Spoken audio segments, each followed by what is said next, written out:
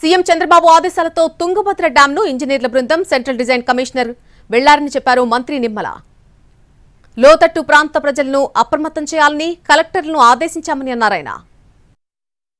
Central designing organisation ఏదైతే ఉందో ఆ సిఈ ఎస్సీ ఈఈలు వీరందరూ కూడా ఒక బృందంగా ఏర్పడి వెంటనే ఆ కొట్టుకుపోయినటువంటి గేట్కి పునర్నిర్మాణం చేయాలని చంద్రబాబు నాయుడు గారు ఇచ్చిన ఆదేశాలని ఇమ్మీడియట్లీ అమలు చేసుకుంటూ వస్తూ ఉన్నాం.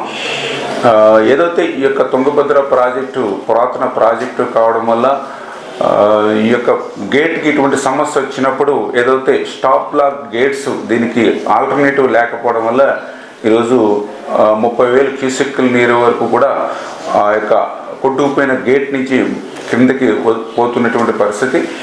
100 టీఎంసీల నీరు వాడకానికి సిద్ధంగా ఉన్న సమయంలో 19వ నంబర్ గేటు నిన్న రాత్రి 11 గంటల సమయంలో పూర్తిగా కొట్టుకొని పోవడం అనేది ఊహించని ఉపద్రవం. ఇది ఎవరు కూడా ఊహించలే ఇట్లాంటిది జరుగుతుందని.